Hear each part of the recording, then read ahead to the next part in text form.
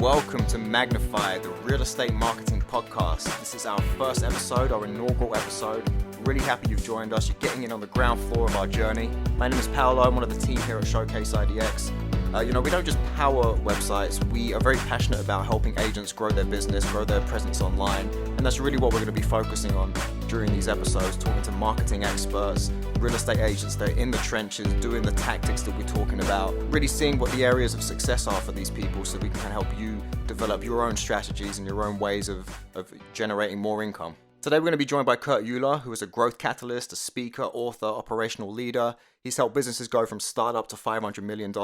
He has a wealth of knowledge about marketing strategies and tactics that you can implement today, starting today, that will help drive your revenue up exponentially if you implement them properly. Really excited to get going, so let's take a listen.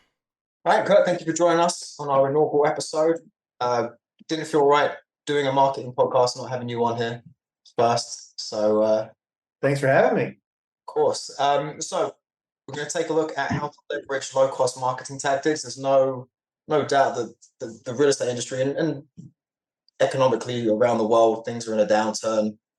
So we need to kind of look at how do we maximize what we have in front of us to generate more leads, generate more business. Figured you were the perfect person to talk to there.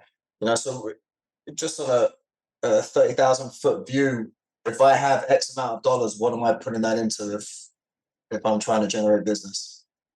I think it depends on whether or not are you trying to generate business today? Because there's a short-term versus long-term kind of viewpoint too. So in the short term, if you want leads tomorrow, the only real way to do that is through pay-per-click ads. And so I love pay-per-click, but it's the flywheel that the moment you stop putting money in it, you don't get anything out the other side. And you're also not building something. You're not building that kind of compound interest in your personal brand.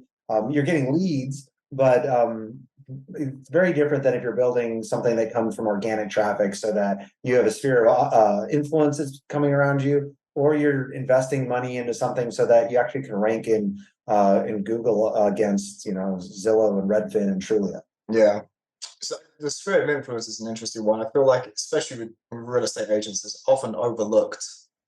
Agents get very shiny toy syndrome, right? They always want the next new thing, the new leads, but the people are the best leads you have, right? So, what kind of tactics can agents be looking to implement just with the sphere of influence? Yeah, I think, you're right. To me, agents, I think they are focused on the next new thing, and there's nothing wrong with, say, ads or new leads, but it's like most of I've been able to look at tens of thousands of agent CRMs, the back end, what actually, who's growing their business and who's not. And most of it's actually not coming from necessarily new leads. And we can talk a little bit more about like new leads versus, existing sphere. But I don't think what agents realize is we live in an influence economy now. And so like the average consumer talks to at least three, and it's really almost four agents on average before they pick the agent that they work with.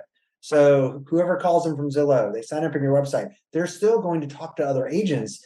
And so what I'm looking for as a home buyer is, why should I work with you? And so agents don't realize that. They think, oh, I got somebody to sign up on my website. I got them whether it's from a Google search, from an ad, and they don't realize that they're being vetted on the other side. And and so if you instead realize the decision of who I'm going to work with as a buyer or seller is going to be based on what I think about you, and you're not trying to sell me penny stocks. So don't send me 20 emails and phone calls in 2 weeks trying to get me to commit right away. You need to show me the value that says, who are you and why should I work with you versus somebody else? And too often agents, they're focused on just that very big, I help people buy houses. Well, it's like, really? Because that's not who I chose to help me sell, buy this house. Yeah. I chose somebody that was very, very tight in their niche and was very clear that they work with somebody not like me, and they don't work with somebody like somebody else. Yeah, often I think, and I was guilty of this when I was an active agent, I thought about myself more than I thought about the client. Like, what's in it for the client here? I had a situation where I had this couple I was showing houses to all the time. Drop anything. I even took my baby with me one time. He was like 6 months old. Took him on a showing, and then they ended up working with the listing agent of a listing. kind of dumped me, didn't work with me. I got no commission out of Yeah. it because it was what was in it for them, right? And I wasn't providing enough value to them. And not call and maybe not even calling out to them the value of like a buyer's agent versus the listing agent. And so it's your point is like it's I think like I sometimes you actually have to do this physically. Like I'll put on a pair of glasses and be like, all right, this is my marketing, or this is how I'm showing up to that client. I imagine I know nothing about about me as that agent, and I'll put on my glasses and be like, all right, these are fresh glasses. They've never heard of Kurt Euler. How do they experience what I'm putting out to them? I mean, I talk to people. My wife actually says I can't talk to people out at church about this or at a barbecue or like a block party, because I even start asking people questions like, because I'm not an agent, so I'm also very I don't know. There's no risk in talking to me either, and I'm like, I'd ask people questions like, do you know what happens when you sign up on Zillow? And they're like, they have no idea that like, yeah, they made $2 billion in selling contact information last year. And they're like, wait a second, they just sell my information or they give it to an advertiser like kind of at random. Like, well, it's not entirely random. It's more of who's going to pay them more money. And then they give it to an insurance agent and these things, and people don't realize that. And then I'm like, well, and then you always have somebody else and they'll go, I don't even know I should work with an agent anymore. And so I do what most agents should be. And I was like, well, that listing agent, what they're actually doing, their job in most states is to get the best deal for the person that's selling the home. And don't you want like so they actually can't legally represent you as the buyer. You can't get both people the best deal. And as a buyer, like, and I point out what a listing agent is, and like 98% of the time, people are like, the same person that just said, I will never work with an agent. I don't need to pay that commission. I'll just work with whoever's selling the home. 98% of the time they go, oh my gosh, I didn't realize that. I'd never not have an agent again. Yeah. And I'm like, how are agents not selling that as part of like when you come to their website or like they're doing a TikTok video or YouTube being like, here's what I do and walk that through. And so it is just an influence of telling the story, but doing it in a way that's also doesn't have to be selling. And like, it's influence to the point that if you're trying to do marketing, realize that like 90 to 95% of the time that you have people in your database, they're not actively buying and selling. So you have to have content that's useful to them, that can soft sell them, so that when they are ready to transact in 2 years, you're still top of mind with them. Yeah, I always say you want to be the last person someone thinks of and the first one they speak to, and it's exactly that. And Yeah. then, what content you provide value, right? Whether that be educational, like telling someone what a listing agent is versus a buyer's agent, or the market conditions, that kind of thing.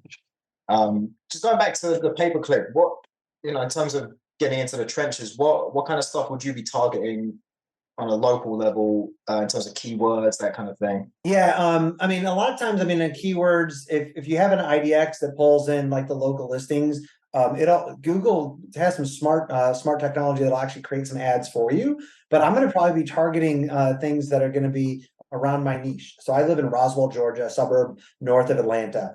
I might be targeting, if I worked in all these condos in Roswell, Georgia, Roswell real estate. I'm going to very buyer related terms, unless I have already written some content or done video content that is on tangential content. Festivals in Roswell, Georgia, things that are of interest to people that live here or might be moving here. At which point, that's actually going to be a lot easier and more cost effective to target some ads on.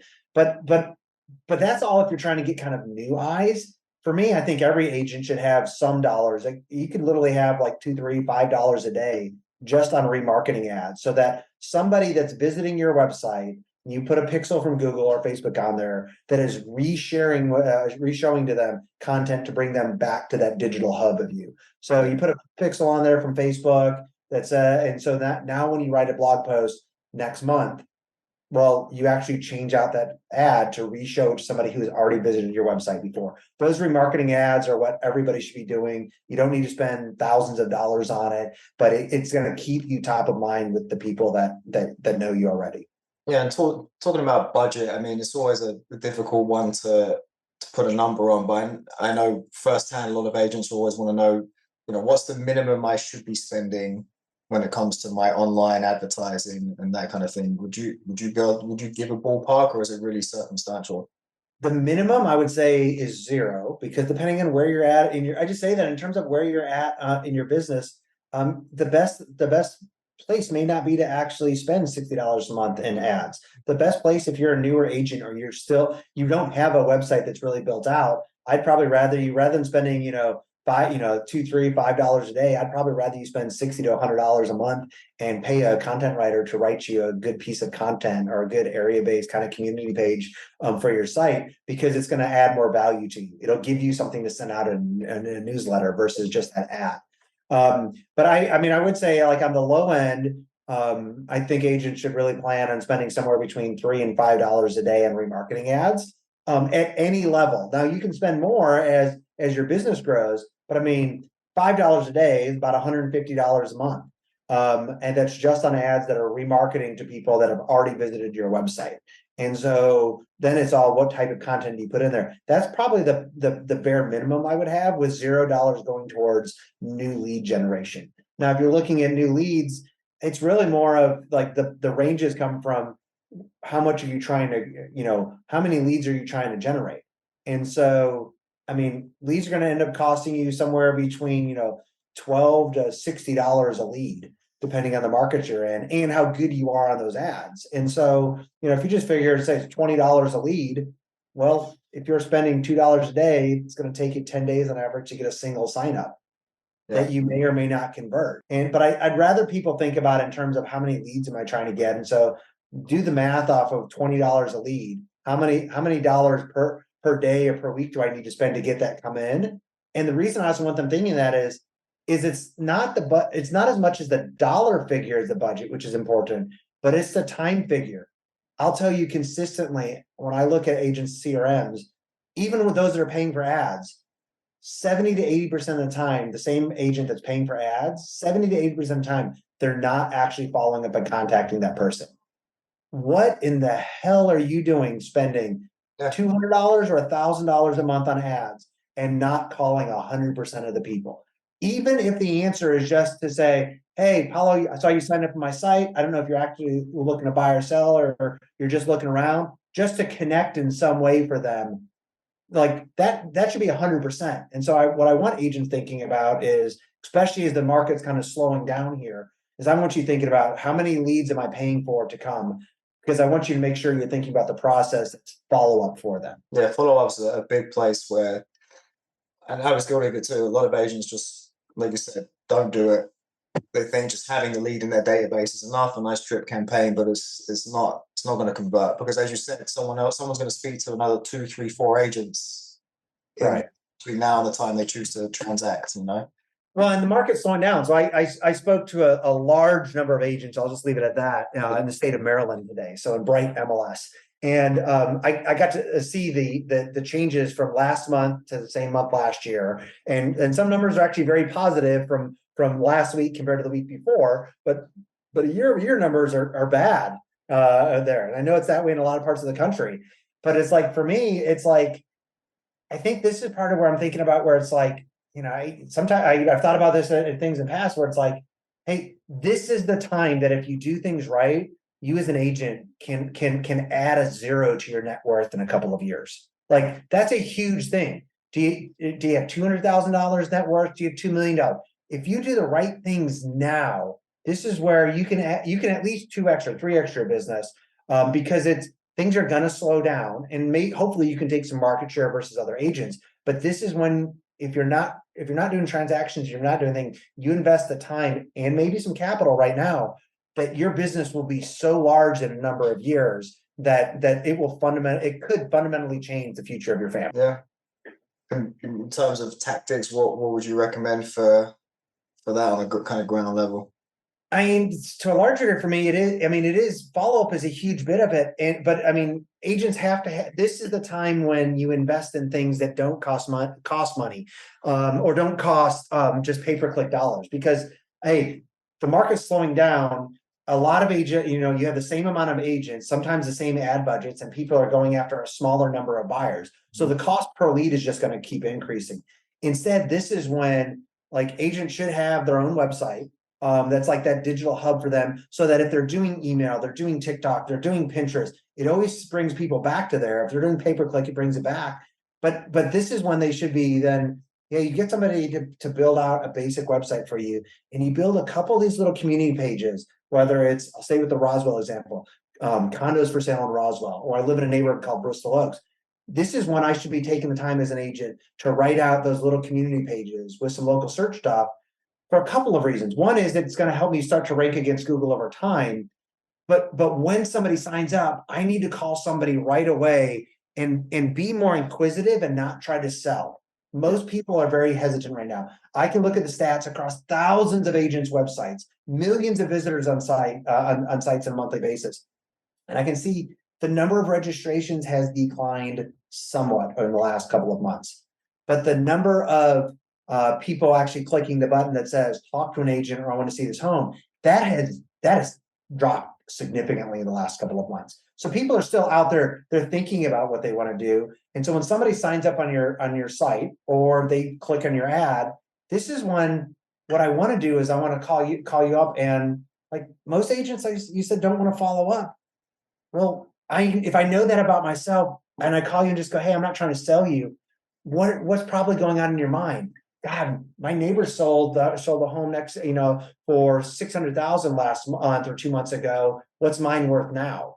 And so if I just say, you want to know what's going on, and you have a home search, well, this is when you get to just sense, if you're soft, you can get somebody to sign up for a drip campaign on your IDX right now that will pay benefits over the next 2 or 3 years.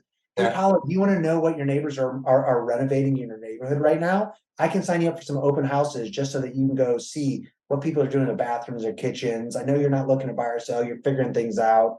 Like, that's an inquisitive thing that I'm helping meet somebody for curiosity. Or, hey, the market's changing. I know, especially if you've helped somebody buy or sell a home, this is when you should go back to everybody right now and reach out to them and say, hey, I know you bought a home 2 years ago. The market shifted. You're probably not looking to buy and sell. Can I just sign you up to let you see new listings on the market so you can see what's happening? And when you're ready or you have questions, just reach out to me.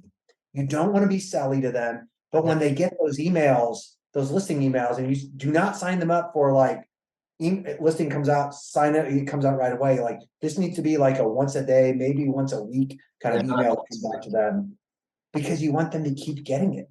And then that will lead to referrals. That will lead to people like choosing to use you in a year or 2 years while they're figuring things out. And every email that comes out, you didn't do anything. Hey, you're part of Bright MLS. Somebody else puts a new listing in there in their neighborhood. It comes out. What comes out from your website is Paulo, and it reminds me, oh, you're my agent. That's what I need. Yeah, I mean, and I tell people all the time, I know a lot of people who will spend a Friday evening with Zillow or Realtor.com pulled up on their TV screen and they're looking at houses. So you're not showing people any information they don't want to see. So why not be the kind of the gatekeeper, quote unquote, of real estate information for people, and be, like you said earlier, top of mind. Yeah, and it trains, and in some degree, you're training your clients to use your website without, but by people are going to go to what's the path of least resistance. They go to Zillow or they go to Google, and their search term takes them to Zillow. Well, you want that, you just talk to them. Or when you meet them in person and you ask for what's going on, then you can still go set up that search on your own website and your IDX for it to drip out to them. And then just like, it just kind of works by itself, and you're not selling for them. Or like, I have actually, I not from the agent side, but I have a mortgage broker here in town that saw that I had a skid steer out on our property making trails this weekend. He sent me some messages just kind of asking about some things, and then dropped a link into, because he knows I'm thinking about what do we want to do with that property, to a property he saw for sale. He knows, like, I'm not looking to buy or sell. He goes, hey, I saw this and I thought you might find what they've done with their property interesting. Yeah. God, an agent could have done that same thing to me, to be able to and then send me up something like, hey, you're looking to do this with your property. Can I just set you up with a search so that when somebody's doing something like that anywhere in the state of Georgia, it trips out to you, and then you decide what you want to do. God, that would be immensely valuable to me, not selling at all, and it's going to make sure that you always stay top of mind. Yeah, it's those magic 4 words, right? I thought of you. Right. Where you're endeared to that person because they actually put some effort into you and person on the spreadsheet.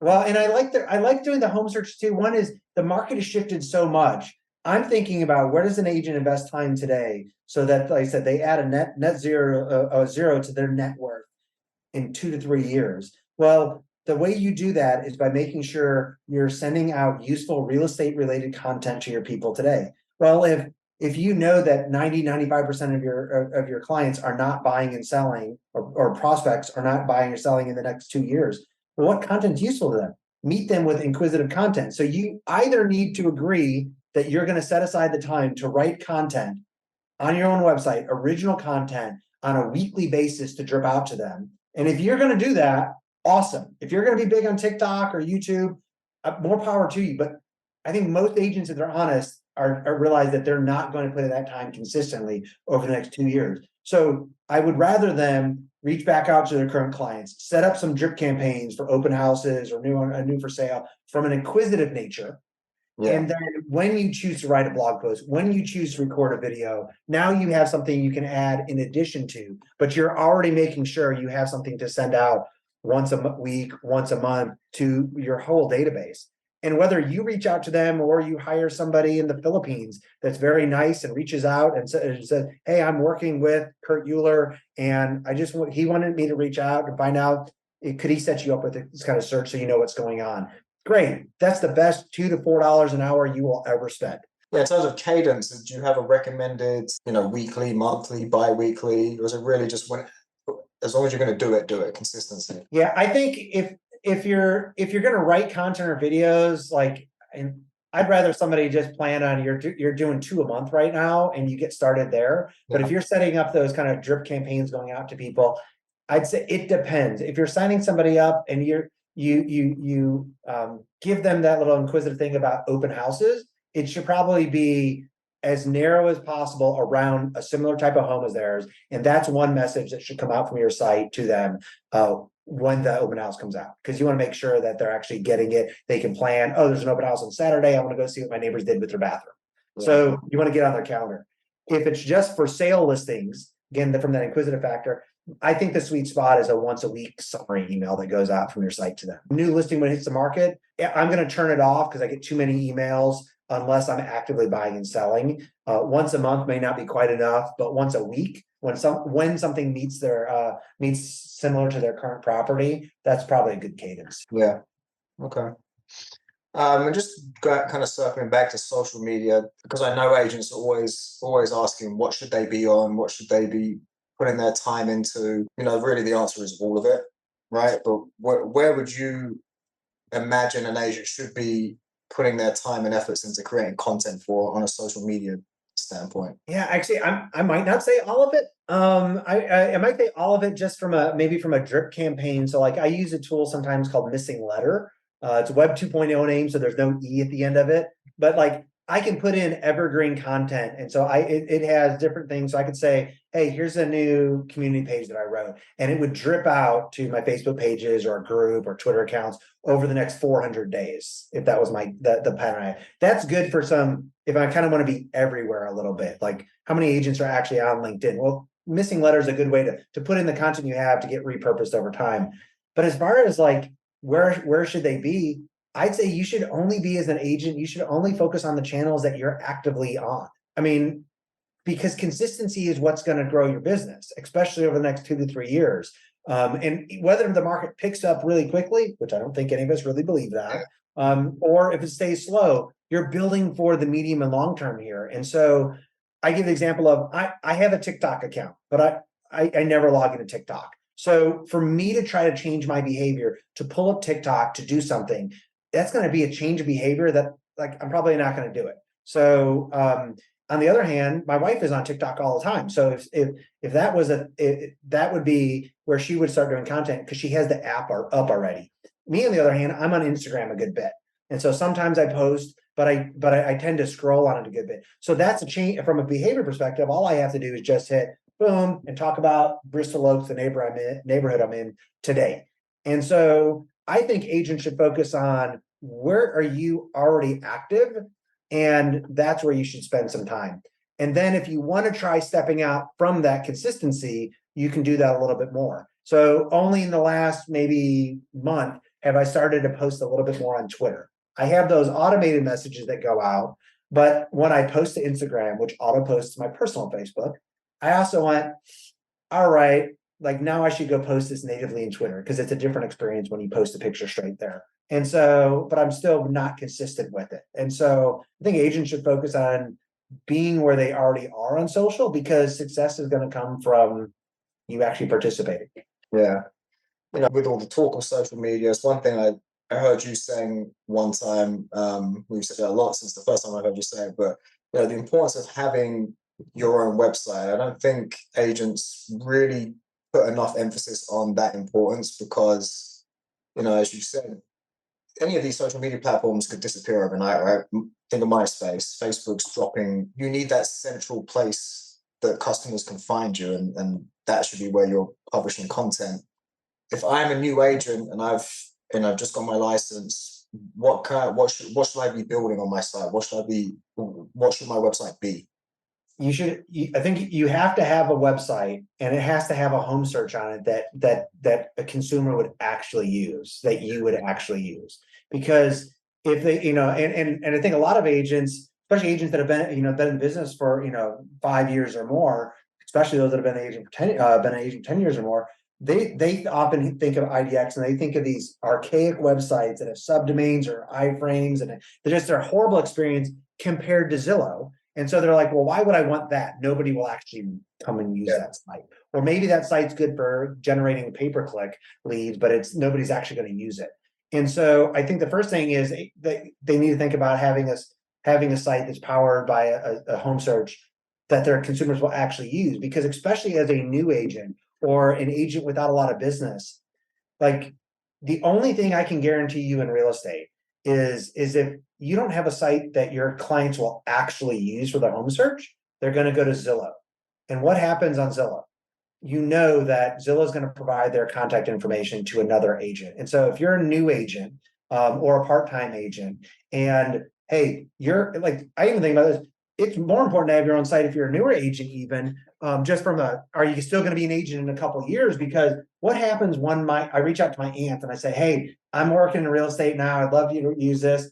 If she goes to Zillow and signs up, well, Zillow's going to send her information to somebody who can pay for it. There's an agent that's closing 60 to 100 deals a year. And so now my aunt just got a call from somebody who's been in real estate for 12 years, that's cranking through business, that can talk the talk and knows it really well. And now she is in this cognitive dissonance where she has to go, God, do I work with Kurt, who's my nephew and I love, and I know he knows business, but he's new in real estate? Or do I talk to Amanda, who just called me because she's using Zillow? You don't ever want to put your small sphere that knows you very well in that circumstance early on, because if you lose that one transaction, those 3 transactions this year, that could be the change of your business for this year. Yeah. And so the only thing I can guarantee you is if you don't have that home search that your clients will actually use, they're going to go to use Zillow. So a competitive agent is going to call them. Yeah, if not 3 or 4, at least I know when I first got my license, that's how they were doing it, right? Yeah. Well, on the other side too, I want agents to have the conversation with, especially that small sphere that says, like, look, there should be a privacy concern to some degree. It says, look, there's nothing wrong with buying ads. I think ads are a great thing, but says if I'm the agent and you're on my site, I should only get paid by actually helping you. It's my job to protect your self-interest and to protect you, which means protecting your contact information. That's not Zillow's business. Zillow's business is predominantly, they do have other things, but Zillow predominant business is advertising revenue, whether that's a revenue share or pay-per-click or Premier. They're generating money by providing lead information out.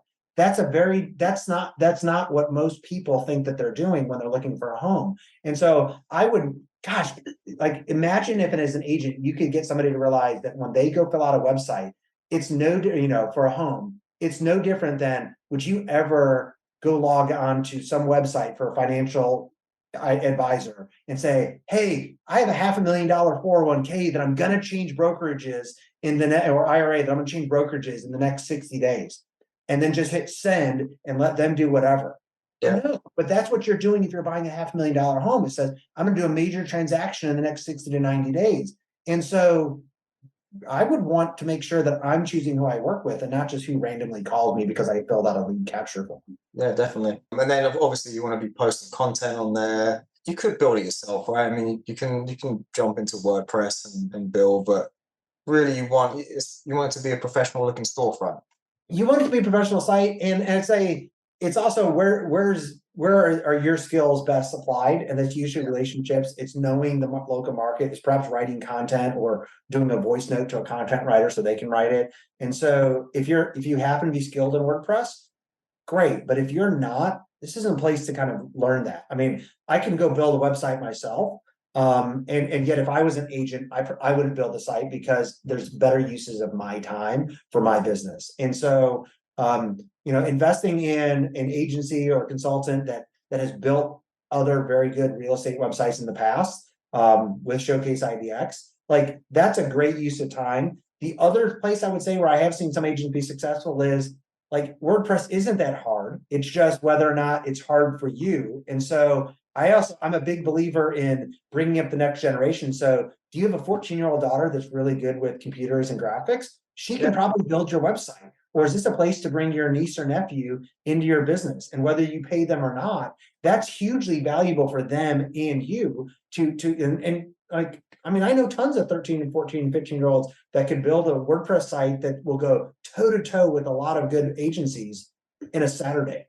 They just need, what they need is you sitting next to them, telling them, here's the one I like. Now let's go make it look like that and giving them the content. Yeah, and I'm sure there's some agents listening to this that will say, "Well, I'm glad you said all that, Kurt. I've just signed up with a brokerage. They provide me with a website. It's got a CRM in the background, in the back end rather, and there's a home search on there.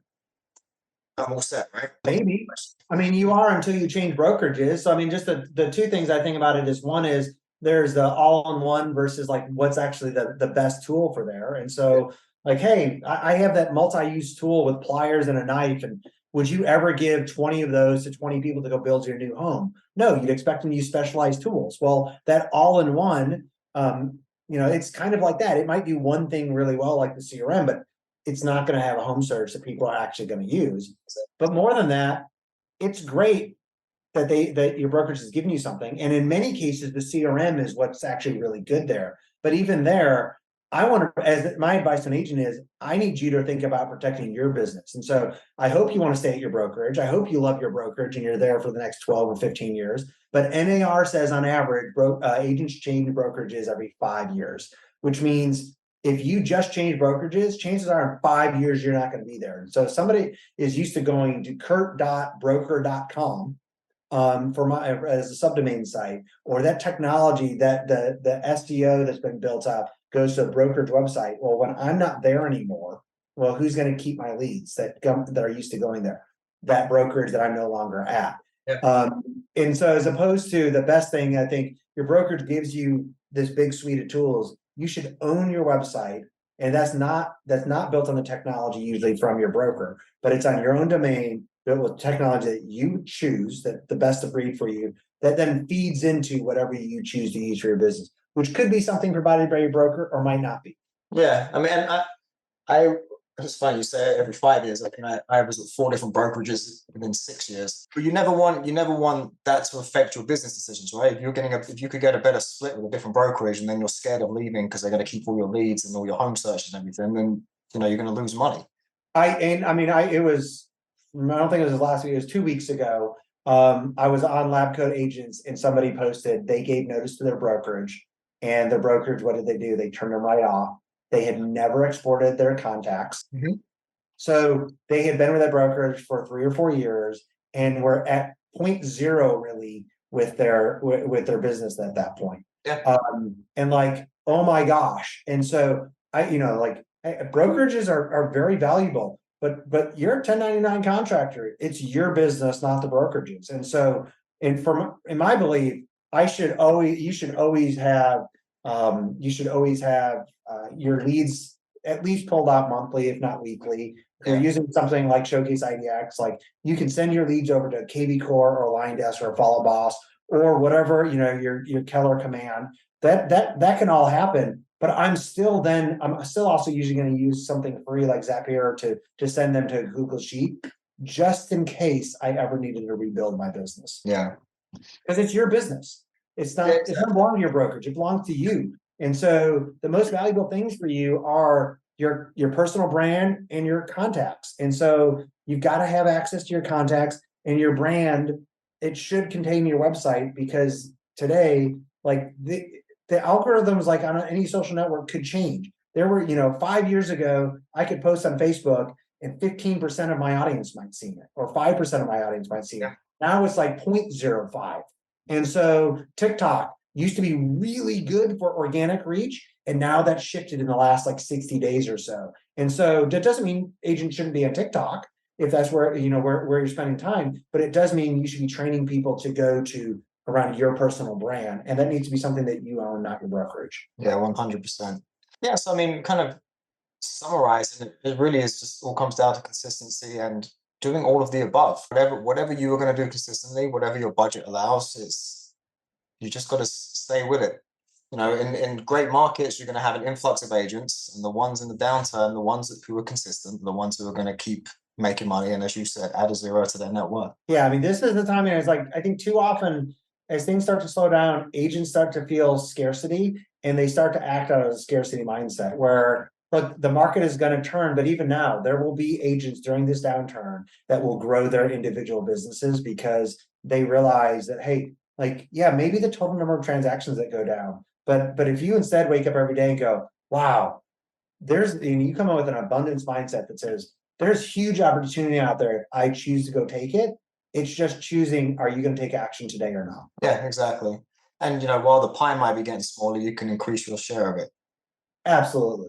Increase your slice. All right, well, thank you for joining us. Anything you want to push out for yourself? Where can people find you? I mean, if anybody's looking for some of that mindset type of information, they can come to my personal website, kurteuler.com. And so that's a great place to find things that's not just work related, but more about how do you find success both at home and at work. Yeah, and actually that's very applicable to real estate agents, right? It's all about mindset. You're essentially you're an entrepreneur, so I think that'd be very valuable for people to go and check out. So that was our inaugural episode with Kurt. Really hope you guys got some useful stuff out of that.